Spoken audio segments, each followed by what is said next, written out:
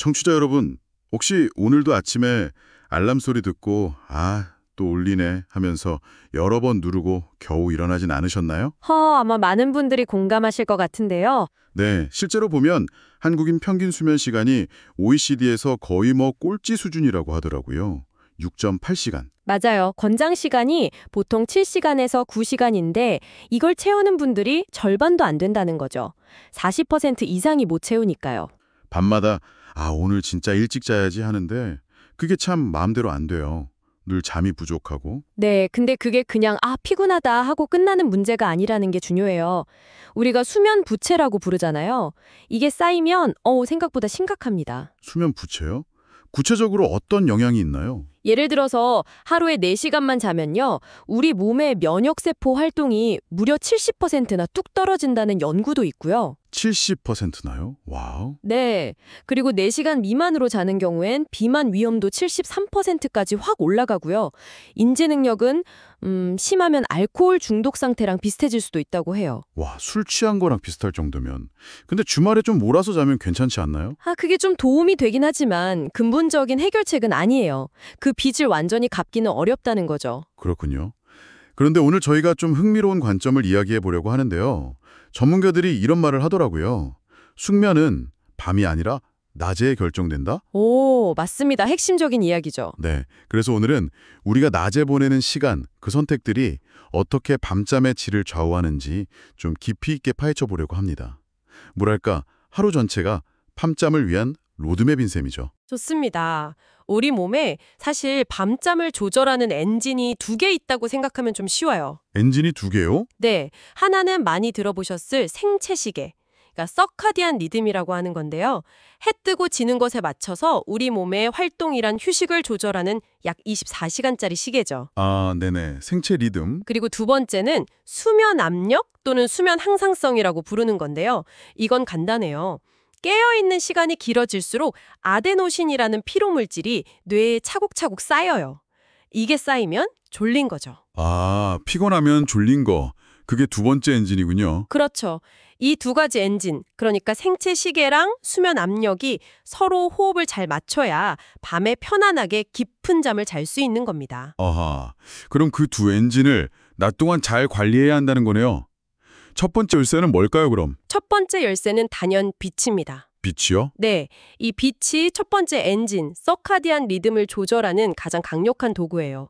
그래서 아침에 일어나자마자 한 10분 정도라도 햇빛을 직접 쬐는 게 정말 중요해요. 아침 햇빛 10분이요? 네, 그게 마치 우리 몸의 24시간짜리 시계를 지금 시간으로 딱 재설정하는 버튼 같은 역할을 해요.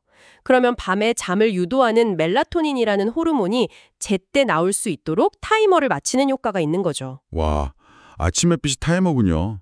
근데 바쁘거나 날씨 안 좋으면 나가기 어려울 때도 있잖아요. 실내에서는 어떻게 하죠? 물론 그럴 수 있죠. 실내에 계실 때는 낮 동안 조명을 최대한 밝게 유지하는 게 좋습니다. 최소한 500에서 1000럭스 정도. 500에서 1000럭스면 어느 정도 밝기예요? 쉽게 말하면 아주 밝은 사무실 정도 생각하시면 돼요.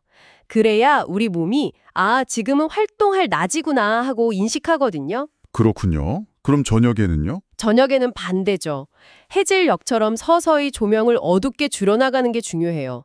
점진적 디밍이라고 하는데 잠들기 1~2시간 전부터는 한 100럭스 이하로요.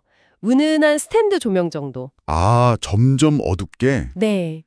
아주 약한 니츠라도 자는 동안 우리 심박수나 혈당 같은 거에 영향을 줄 수 있거든요. 네. 빛으로 생체 시계를 맞췄다면 두 번째 엔진, 그 수면 압력은 어떻게 관리해야 할까요? 저는 딱 카페인이 떠오르는데요. 정확하십니다.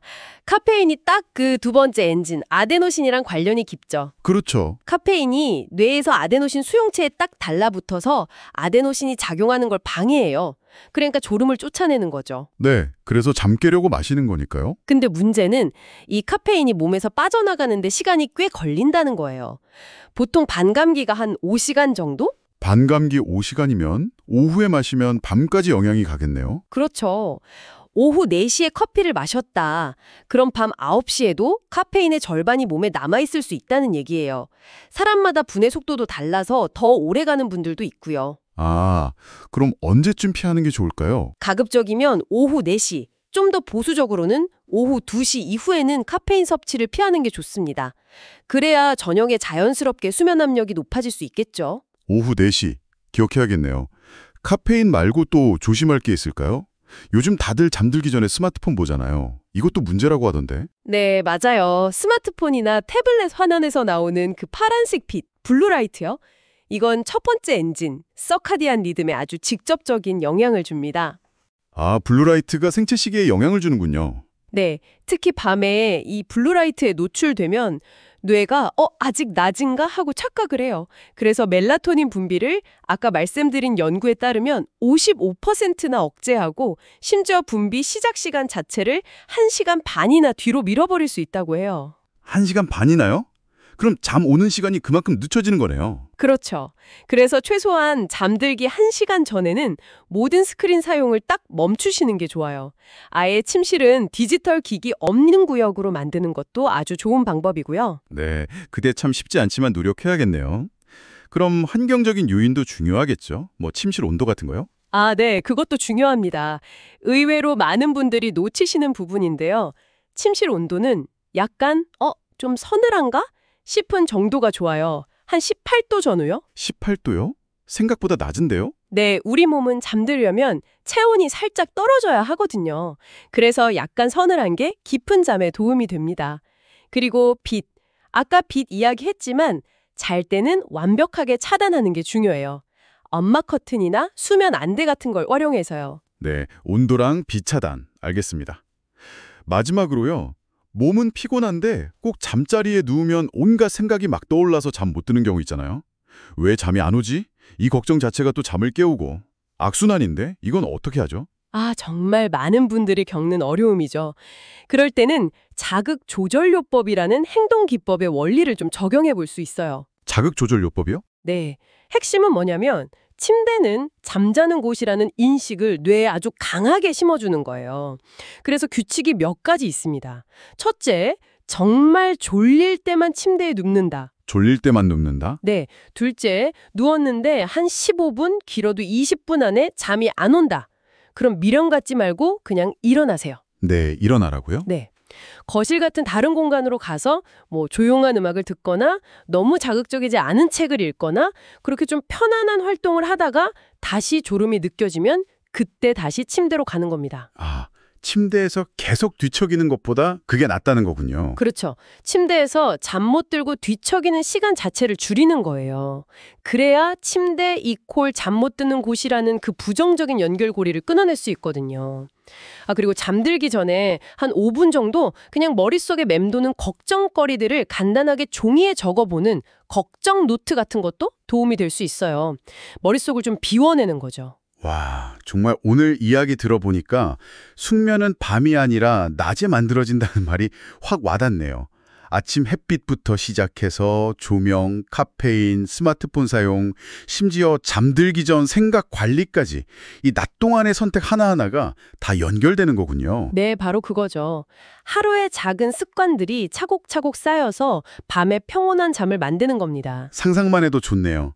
아침에 진짜 개운하게 일어나서 하루 종일 활기차게 보내고 밤에는 또 걱정 없이 스르르 잠드는 거요. 네, 오늘 저희가 이야기 나눈 것들 뭐 대단한 건 아니잖아요. 작은 습관들이니까 하나씩 시도해보시면 충분히 가능합니다. 그럼 청취자분들이 오늘 당장 시작해볼 만한 딱 한 가지를 꼽는다면 뭘까요? 역시 시작은 빛이 아닐까 싶어요. 내일 아침에요. 알람 울리면 일단 커튼부터 확 열어젖히세요.